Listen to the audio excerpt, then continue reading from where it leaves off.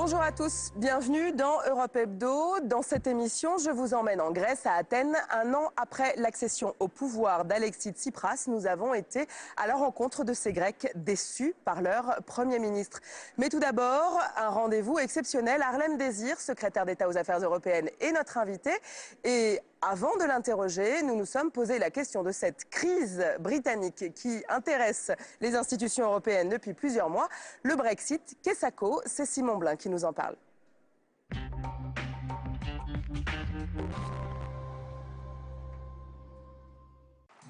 Brexit, la Grande-Bretagne vers la sortie, c'est la nouvelle crise que traverse l'Union européenne.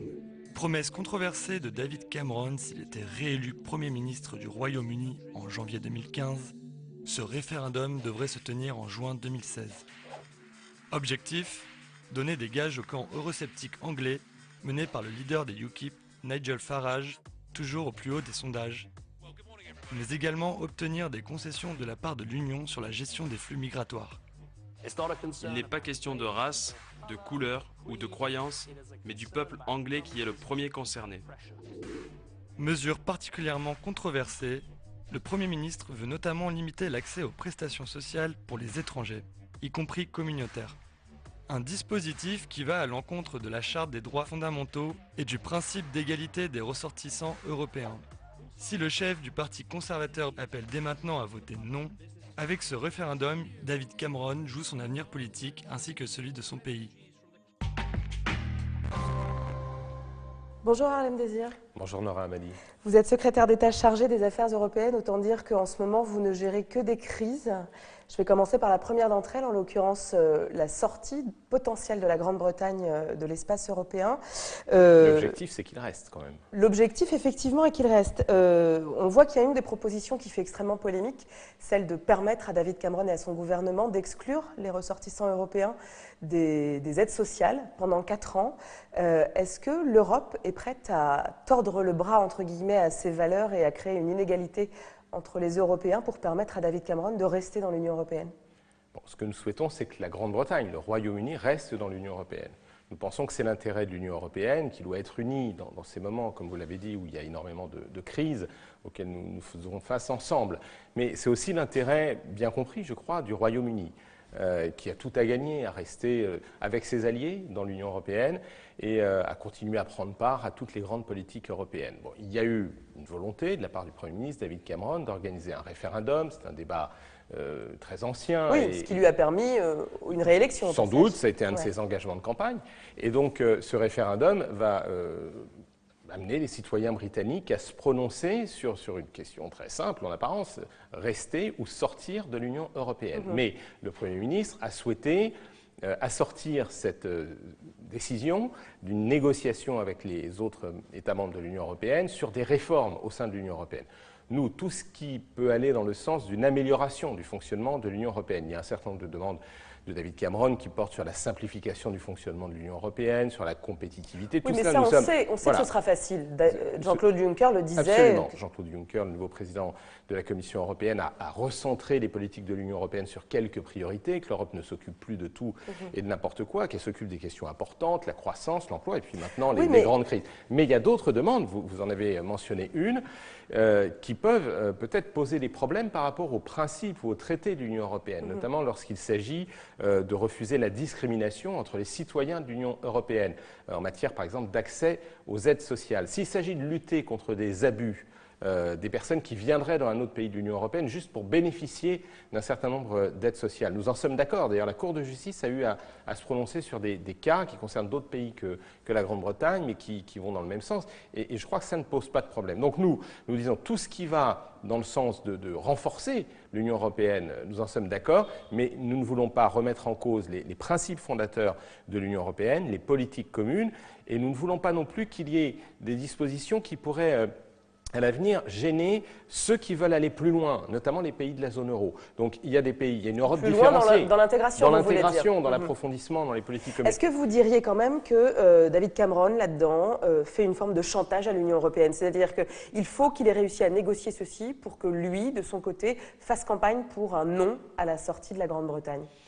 Bon, je crois pas. Je crois qu'il va vouloir sans doute se prévaloir après la discussion qui aura lieu au prochain Conseil européen, au mois de février. En mai-février. Voilà, d'un certain nombre de gains, disons, dans cette discussion, dire qu'il a été entendu. Nous pensons que c'est bien d'entendre les préoccupations d'un État membre, mais encore une fois, nous ne voulons pas lâcher. Non, nous ne voulons pas changer les traités, parce qu'on ne va pas se lancer maintenant dans une grande révision des traités qui prendrait des années d'ailleurs, alors que je crois qu'il y a des urgences. Donc en gros, cette politique en fait de discrimination vis-à-vis de ressortissants européens, c'est niette.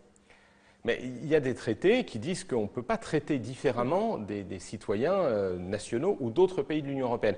Mais encore une fois, ça n'interdit pas de lutter contre des abus. Alors en l'occurrence, la Grande-Bretagne et la France viennent une nouvelle fois d'être ciblées par l'État islamique dans le cadre d'une vidéo de revendication des attentats en indiquant qu'une fois de plus, l'Europe serait touchée, certainement à grande ampleur. Europol l'a confirmé, donc l'agence européenne chargée de la lutte contre la criminalité. La France a réussi à pousser pour que le PNR, le fameux fichier des noms des passagers, soit voté. Il va falloir certainement 2 ans pour que cela soit appliqué, c'est-à-dire transposé dans les pays. Ça nous renvoie peut-être à une politique un petit peu petit bras en ce qui concerne la lutte contre le terrorisme. Est-ce qu'on est à la hauteur, Monsieur le Ministre ? D'abord, c'est une priorité absolue. Vous l'avez dit, la menace terroriste, elle est là, elle est plus élevée que jamais. Mais n'oublions pas qu'il y a eu des attentats aussi en Belgique, qu'il y en a eu à Copenhague et qu'il y en a eu dans d'autres pays que les pays de l'Union européenne. Il y a eu des attentats en Tunisie, à Bamako, à Jakarta. Donc, il y a, en tout cas pour ce qui est des pays de l'Union européenne, une nécessité absolue à prendre des dispositions qui sont à la fois celles de l'échange d'informations entre les services de police. Pas acceptable que les fichiers qui sont faits pour cela, ceux d'Europol, vous les avez mentionnés, ceux d'Interpol, ceux du service d'information Schengen, ne soient pas renseignés par les différents services sur des personnes qui représenteraient un danger, parce qu'on sait qu'elles se sont rendues, par exemple, en Syrie. Mais ou comment parce qu'on sait qu'elles sont en contact avec... On voit bien que les services ne veulent pas, ne fonctionnent pas ensemble. On a bien un problème là-dessus. C'est une des choses que Bernard Cazeneuve a demandé encore lors d'une réunion qui a eu lieu cette semaine à Amsterdam entre les ministres de l'Intérieur. Il y a le contrôle des frontières extérieures communes. Il ne faut pas faire d'amalgame avec les réfugiés, mais nous le savons, notamment depuis les attentats de Paris et de Saint-Denis, il y a évidemment de la part des groupes terroristes l'utilisation aussi de cette route des réfugiés, oui, pour s'immiscer au milieu des réfugiés avec des faux documents, puisque l'État islamique en Irak et en Syrie a récupéré des passeports, des passeports authentiques, mais qui sont ensuite délivrés à des personnes de façon frauduleuse pour essayer de pénétrer en Europe. Donc, toutes ces dispositions sont absolument prioritaires. Oui. Et il faut reconnaître que l'Europe a pris du retard, parce que l'Europe a été prise au dépourvu par cette crise de la sécurité, cette crise des réfugiés, qui sont deux choses différentes, mais qui se cumulent pour mettre l'Europe à l'épreuve. Parce que l'Europe n'avait pas été bâtie sur les questions de sécurité. Historiquement, elle a été bâtie pour s'occuper de questions économiques. Le marché commun, la politique agricole commune, la monnaie commune. Mais aujourd'hui, les questions principales pour son avenir, pour la sécurité de ses citoyens, pour sa cohésion, ce sont les questions de sécurité. Alors vous évoquiez l'autre crise qui nous occupe depuis déjà quelques mois, qui est la crise des réfugiés. Robert Fico, Premier ministre slovaque, parle aussi de fiasco total sur la gestion en fait, du système des quotas. Est-ce que vous êtes d'accord avec lui? On ne peut pas vraiment lui objecter que ce système fonctionne. Oui, mais je crois qu'on ne peut pas penser que l'Europe réagira bien si chaque pays se replie et si on refuse la solidarité. Donc il y a eu des décisions qui ont été prises en matière de réponse à la crise des réfugiés. C'était même avant les attentats terroristes, qui sont à la fois d'exercer mieux le contrôle aux frontières extérieures communes, en mettant en place en particulier des centres d'enregistrement qu'on appelle les hotspots. Voilà. Qui ne sont toujours pas véritablement mis en place. 6 doivent être mis en place en Grèce, 6 doivent être mis en place en Italie. Ils ne sont pas encore tous opérationnels et c'est une urgence là aussi absolue et il faut absolument que tous les États membres envoient des policiers qui sont spécialisés dans la police des frontières, des agents des offices de réfugiés, des personnels qui renforcent l'agence Frontex pour permettre que ces hotspots fonctionnent et qu'on contrôle les identités de ceux qui viennent, qu'on sache ceux qui peuvent relever de l'asile et ceux qui ne peuvent pas relever de l'asile. Mais ceux qui peuvent relever de l'asile, nous nous sommes engagés à les accueillir d'une façon solidaire. C'est ce qu'on appelle la relocalisation. On ne peut pas dire que c'est simplement la Grèce et l'Italie qui doivent accueillir des réfugiés qui viennent de Syrie, par exemple, qui fuient la guerre et qui veulent aller en Europe. Ils ne veulent pas aller spécialement en Grèce ou en Italie. Donc il y a eu un engagement qui a été pris. Ça ne peut pas être simplement l'Allemagne ou la Suède ou la France, parce que nous accueillons beaucoup de demandeurs d'asile, contrairement à ce qui est dit parfois. Il y a eu une augmentation d'ailleurs l'an dernier et les pays l'ensemble des pays, même les pays d'Europe centrale et orientale, ont finalement accepté de participer à cette répartition. Et je trouve regrettable que quelques leaders, vous avez mentionné un Premier ministre, aujourd'hui disent qu'ils veulent faire des recours contre cette décision qui a été prise à la majorité qualifiée et qu'en fait, ils ne veulent pas participer à cette solidarité. Ce n'est pas le seul, parce qu'on voit bien que le groupe de Visegrad, qui c'est la Pologne, c'est la Hongrie, donc refuse mais par exemple, complètement... la République tchèque l'accepte. Il y a d'autres pays d'Europe centrale et orientale qui ne sont pas dans le groupe de Visegrad, mais qui sont proches, comme la Roumanie et la Bulgarie, qui l'acceptent. Oui, il accepte le principe, mais Dacian Cioloș, le Premier ministre roumain, rejette le principe de quotas et d'obligation d'avoir, lui, à prendre en charge aussi ces populations. On voit bien que, globalement, il y a une vraie fracture au sein de l'Union européenne sur cette question, et la preuve en est que sur 160 000 demandes, enfin propositions de relocalisation, seulement quelques centaines ont été mises en œuvre en l'espace de quelques mois. À la fin il y a de quand l'an même dernier, des ratés. Oui, à la fin de l'an dernier, c'était seulement 274. Voilà. Bon, donc comment on fait pour accélérer les choses ? Aujourd'hui, c'est en train d'augmenter, notamment parce que la France a fait en sorte de pouvoir accueillir ceux qu'elle s'est engagée à accueillir. Vous savez que sur ces 160 000 à l'échelle européenne, voilà, pour les 2 prochaines années, 30 000 devraient être accueillis en France. Et donc nous respecterons cet engagement. Il faut que tous les États membres respectent cet engagement. Et vous avez raison de dire qu'on a vu apparaître une fracture. Il y a eu une fracture entre l'Europe du Nord et l'Europe du Sud, et puis peut-être entre l'Europe de l'Ouest et l'Europe de l'Est. Il y a des pays qui n'ont pas une tradition d'accueil de l'immigration, qui n'ont pas le même lien avec les pays de provenance des réfugiés, qui n'ont pas d'histoire qui les a mis en contact avec les pays du Moyen-Orient ou avec les pays d'Afrique. Mais nous sommes l'Europe, nous sommes 28 à constituer une communauté, une union européenne. Et donc aujourd'hui, il faut que chacun prenne sa part de cet accueil. Et je pense qu'il n'est pas acceptable que dans un certain nombre de pays, on ait dit on accueillera des réfugiés que s'ils sont de telle religion, que s'ils sont chrétiens, ce qui d'ailleurs n'est pas très chrétien, le pape l'a dit lui-même. Et je pense qu'il faut aujourd'hui qu'il y ait beaucoup plus de cohésion et de solidarité européenne. Et en tout cas, c'est la position de la France. Mais vous entendez, Monsieur le Ministre, que ce discours justement n'est plus entendable par une partie à la fois de la population, on voit que le vote xénophobe, nationaliste, populiste augmente, et par une partie des gouvernants qui estiment que c'est une forme d'imposition d'un modèle européen qui est celui de l'Allemagne et qui est celui de la France. Oui, mais c'est une grande démagogie que de faire croire que chacun des États membres serait plus fort pour répondre tout seul à cette crise des réfugiés. Demain, il peut y avoir une crise de réfugiés qui viennent d'autres régions du monde. Il y a aussi des instabilités à l'est du continent européen. Et les mêmes qui aujourd'hui refusent la solidarité la demandent pour d'autres sujets. Quand il y a eu la crise en Ukraine, on a bien vu que les pays d'Europe centrale et les pays baltes, par exemple, demandaient à juste titre qu'il y ait une solidarité européenne. Parce qu'il y avait un pays, la Russie, qui ne respectait pas le droit international vers un pays voisin, l'Ukraine, avec l'annexion de la Crimée. Et c'est l'Europe, la France et l'Allemagne en particulier, avec le format Normandie, les négociations de Minsk, qui ont été négociées pour établir un accord entre la Russie et l'Ukraine. Donc, si nous voyons chacun, face à cette crise, essayer de prôner des solutions nationales, c'est le règne de la démagogie, et donc du populisme, et en fait, je crois qu'on assisterait à la dislocation de l'Europe. Donc, c'est vrai que c'est une année, l'année 2016, entre le référendum britannique, la crise du terrorisme, la crise des réfugiés, qui est une mise à l'épreuve pour l'unité européenne. Mais l'Europe doit être à la hauteur de ses rendez-vous avec son histoire. Alors justement, on a vu que la Grèce est en première ligne sur cette question de la crise des réfugiés, notamment sur l'île de Lesbos. On voit que l'Autriche appelle à une sortie de la Grèce de l'espace Schengen parce que la Grèce est incapable de gérer cette frontière extérieure, qui est quand même la plus grosse frontière extérieure de l'Europe, sachant que ce ne sont que des îles. Donc à gérer, c'est quand même compliqué. Et dans l'autre sens, cette solidarité des pays européens qui doivent envoyer des moyens logistiques et des moyens humains pour justement permettre à Frontex de faire son travail, n'est toujours pas au rendez-vous. Alors, est-ce qu'on laisse le soldat grec se noyer tout seul face à cette crise ? Non, la Grèce a besoin de solidarité et il n'est pas question d'une sortie de la Grèce de Schengen. Ce serait une fausse réponse, ce serait même une grave erreur.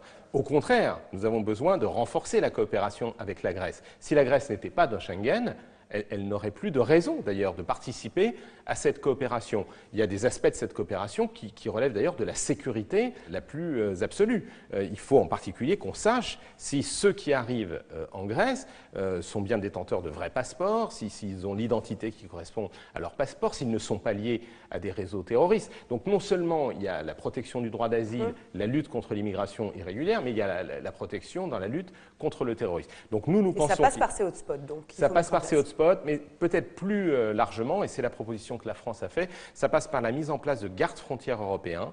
Nous pensons qu'il faut considérablement renforcer les moyens de l'agence Frontex, qu'aujourd'hui c'est simplement quelques centaines de personnes, même si on a beaucoup augmenté déjà ces moyens. Or, on voit bien que quand il y a une crise urgente migratoire à un des pays de l'espace Schengen, il faut que les autres pays puissent venir en aide. Donc il faut que l'agence européenne dispose de personnel beaucoup plus important, parce que la police de l'air et des frontières de la Grèce, elle toute seule, ne peut pas suffire. Et il faut même qu'il y ait une réserve de personnel qui peut représenter 2% par exemple de la police des frontières de chaque pays, qui puisse être mobilisable immédiatement sur demande de la Commission européenne en accord avec un État membre concerné, par exemple la Grèce, pour venir en appui de l'agence européenne. Donc c'est ce système européen de garde-frontières et ce corps permanent de garde-frontières européens qu'il nous faut maintenant mettre en place. Dernière question, Monsieur le Ministre, nous fêtons les 1 an d'Alexis Tsipras au pouvoir. Diriez-vous qu'on a été trop loin dans l'humiliation qu'on a fait subir au peuple grec qui a voté pour un changement qui se retrouve aujourd'hui à revivre encore sous un plan de rigueur et face à une troïka qui impose ses vues, enfin du moins c'est comme ça que c'est perçu, aux Grecs? Bon, la France a vraiment été aux côtés de la Grèce pendant toute cette négociation pour permettre qu'il y ait un accord avec l'ensemble des pays de la zone euro qui empêche la sortie de la Grèce de la zone euro. Nous croyons que l'austérité n'est pas une réponse à la crise qu'a subie la Grèce. Il y avait des éléments de cette crise qui étaient liés à des facteurs internationaux, il y avait des éléments qui étaient liés à une mauvaise gestion. Pas du gouvernement de Tsipras, des gouvernements précédents. Donc il fallait des réformes. Ces réformes, c'est toujours difficile de les faire, on le voit dans tous les pays. Mais là, il y avait une modernisation de l'administration, une lutte contre la corruption, le fait de faire payer les impôts à tout le monde, réforme de certains systèmes sociaux comme les retraites. C'est effectivement très difficile. Moi, je crois que le gouvernement d'Alexis Tsipras et Alexis Tsipras lui-même ont fait preuve de beaucoup de courage et qu'aujourd'hui, ils ont besoin de beaucoup de solidarité de la part de l'Europe, notamment dans la renégociation de la dette. Merci beaucoup. Merci.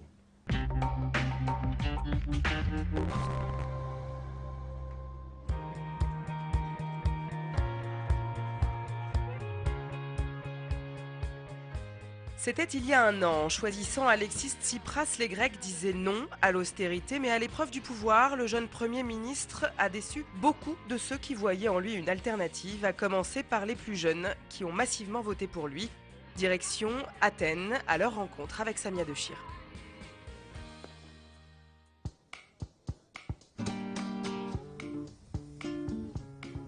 Antonis, 22 ans, est étudiant en économie. Pour payer ses études, l'été, il travaille en Allemagne où ont émigré ses parents. En Grèce, plus d'1 jeune sur 2 est au chômage. Ils sont de plus en plus nombreux à quitter le pays. Salut. Salut. Après les examens, tu vas faire quoi toi? C'est ma dernière année à la fac, je suis inquiet pour l'avenir. Qu'est-ce que je vais faire? Et tu penses à partir? Je sais pas, je vais d'abord faire mon service militaire. Antonis, lui, a déjà fait son choix. Je pense que je vais partir et mon problème ce n'est pas que j'ai peur de ce que je vais trouver à l'étranger, mais que je suis forcé de partir. Fatigués par 5 ans d'austérité, des milliers de jeunes comme Antonis ont voté Syriza en janvier 2015. Mais 6 mois plus tard, Alexis Tsipras accepte un nouveau prêt des créanciers. Un accord que les Grecs avaient pourtant refusé 1 semaine plus tôt par référendum. Les jeunes se sentent trahis. Non, je n'ai pas revoté Syriza en septembre. Et je ne vois pas comment un jeune peut voter Syriza maintenant s'il n'est pas fou. Syriza s'est avéré ne pas être radical du tout. Parmi les concessions du Premier ministre aux créanciers, une nouvelle réforme des retraites. Le vendredi, c'est jour de marché pour Atina et son mari Yorgos. On va acheter des pommes au stand de Pagnotis? Fais voir le point. Yorgos a commencé à travailler dans le bâtiment à l'âge de 13 ans. Quand il prend sa retraite en 2000, il touche alors 1 600 € par mois. 5 ans d'austérité plus tard, il a perdu 1/3 de sa pension, réduite à 1 180 € mensuels. La vie est devenue très chère. Ma retraite n'est pas suffisante, même pas pour la moitié du mois. Voilà où on en est. Après le marché, Yorgos rejoint ses amis au café. Ici, on discute foot et politique. Alexis Tsipras prépare une nouvelle réforme des retraites réclamée par les créanciers. pour Yorgos qui a voté Syriza, la pilule ne passe pas. Il nous a dit qu'il allait nous redonner les 13e et 14e mois. Il a promis ça et d'autres choses. Et maintenant, il a tout oublié. Maintenant, il nous dit, ils m'ont mis le couteau sous la gorge. Et alors, Papandréou, Samaras, ils avaient tous le couteau sous la gorge. Et au final, c'est notre gorge qui se fait couper. Allez, à demain. Je ne te fais pas la bise. Hein. Non, non, pas la bise, il y a plein de virus.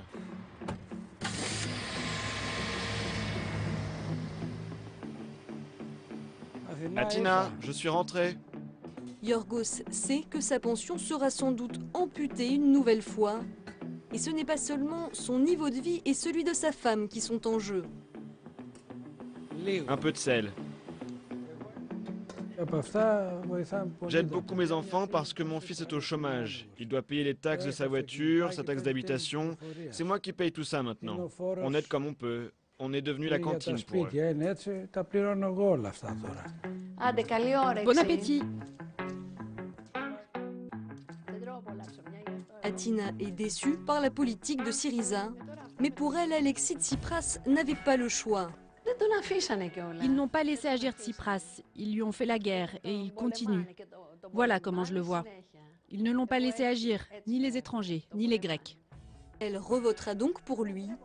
Pas question en revanche pour Yorgos. Il a perdu confiance en la politique et en l'Union européenne. Je ne crois pas en l'Europe, telle qu'elle est en tout cas. Ça, c'est pas l'Union européenne, c'est une nouvelle occupation. Nous sommes les esclaves des intérêts de la dette. L'Allemagne et ses alliés font tout ce qu'ils veulent, et nous sommes les esclaves. En Grèce, près de la moitié des retraités vit aujourd'hui sous le seuil de pauvreté. Après la réforme, la retraite minimum garantie pourrait tomber à 384 €. Alexis Tsipras a promis de ne pas aller trop loin dans les coupes, mais le bras de fer avec les créanciers s'annonce difficile. Et voilà pour ce reportage à Athènes de Samia de Chir. Et pour en parler, c'est Amandine Crespi que j'accueille. Bonjour. Bonjour. Vous êtes politologue à l'ULB, l'Université libre de Bruxelles. Amandine Crespi, quand vous entendez Yorgos dire c'est une nouvelle occupation, nous sommes les esclaves des intérêts de la dette, diriez-vous qu'il a raison ou qu'il y va peut-être un peu fort ?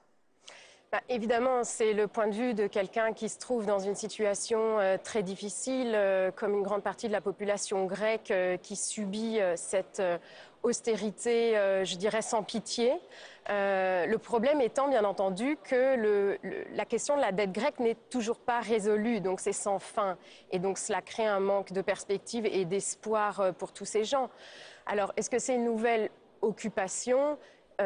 Il y a eu des tentatives entre les Européens de créer des mécanismes de solidarité financière. Il y a eu des milliards de garanties par les États, soutenus également par les contribuables, ou en tout cas les contribuables de certains États européens. Là où il y a, je dirais, une contrainte et un manque de débat, c'est sur cet échange, ce deal de solidarité financière contre des réformes. Et donc, c'est sur la nature des réformes et le modèle qu'il n'y a pas de consensus. Voilà, exactement. Donc, c'est 86 milliards pour le dernier plan d'aide qui a été accouché dans la douleur en juillet dernier, contre 220 réformes qui doivent être mises en œuvre de manière progressive par le gouvernement de Tsipras. Il y a la réforme des retraites dont on parle dans ce reportage, mais il y a effectivement des privatisations, etc. Est-ce qu'à la clé, quand vous dites qu'il n'y a pas de débat autour de ces questions, c'est une question globale au niveau européen, laisser austérité, rigueur, point barre. En gros, est-ce que l'Europe est condamnée à l'austérité, à la rigueur et à gérer sa dette ? Ce qu'il faut comprendre, c'est que l'analyse qui a été faite par les Européens, en tout cas une majorité des décideurs, ceux qui ont le pouvoir, les États créanciers, les États qui sont dans une Clairement l'Allemagne. Notamment l'Allemagne, mais pas uniquement, les Pays-Bas, la Finlande, dans une certaine mesure également le Royaume-Uni, bien qu'il ne soit pas dans la zone euro, c'est que la faiblesse de l'euro et de la zone euro et qu'il n'y avait pas eu au cours des années 90 de convergence sur un modèle économique et de rattrapage économique des pays du Sud. Et c'est cela que l'Allemagne tente maintenant de réaliser avec... Pour être clair, Amandine Crespi, on a mis en place une monnaie unique, sauf qu'on a mis ça en place sur des économies qui ne se valent pas les unes les autres. Tout à fait, et on pensait que le rattrapage en termes de compétitivité, de prospérité allait venir de lui-même, et en fait la monnaie unique a caché un certain nombre de disparités qui ont persisté. Le débat actuel qui n'a pas lieu, c'est est-ce qu'il est possible et est-ce qu'il est souhaitable que chaque pays européen s'efforce au prix de réformes extrêmement dures de converger vers le modèle allemand, un modèle libéral qui s'accommode et qui essaye d'encadrer le capitalisme financier et d'être compétitif, notamment par l'exportation au niveau global. Donc c'est vraiment cette convergence à marche forcée que l'on essaye... Un modèle allemand, finalement, que même la France, on le voit bien, n'est pas capable d'atteindre. Donc pour les autres pays du sud de l'Europe, ça paraît encore plus compliqué, non ? Oui, il n'est pas capable d'atteindre, tout à fait. Néanmoins, le problème, c'est que aucune force politique, et notamment les socialistes et les sociodémocrates, n'ont jusqu'à présent proposé de voies alternatives, de modèles alternatifs suffisamment crédibles pour engager un véritable débat sur deux visions différentes, deux visions alternatives qui permettraient de moderniser les économies européennes qui en ont besoin. On voit qu'il y a un besoin d'alternative et on voit aujourd'hui qu'il n'y a jamais eu autant de rejet de l'Europe. Jean-Claude Juncker dit bien dans son discours sur l'état de l'Union lorsqu'il a pris son poste que c'est la commission de la dernière chance. Le risque, c'est ça, c'est soit on finit par dissoudre ce qu'on a créé, soit on est condamné à trouver une alternative peut-être plus social-démocrate. On ne peut pas prédire l'avenir. Il est aussi possible qu'on se maintienne finalement dans cette situation parce qu'on n'a jamais organisé de référendum au niveau européen. Au final, on ne sait pas. Et ça, c'est le problème aussi de la séparation en espaces politiques nationaux. On ne sait pas si ce modèle libéral, finalement, n'emporte pas la majorité de l'opinion au sein des différentes sociétés européennes. Mais il est vrai que les aspirations au changement et à des alternatives, en tout cas à une possibilité de débat entre alternatives. Je crois que c'est vraiment ça qui est important.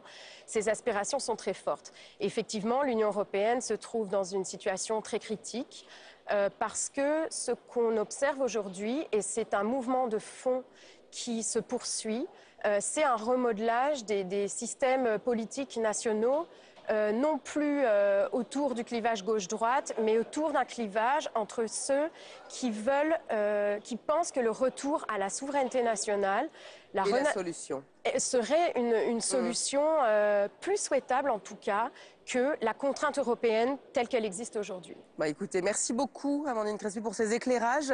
C'est fini pour cette semaine. La semaine prochaine, vous retrouvez Ahmed Tazir depuis Strasbourg. Ciao.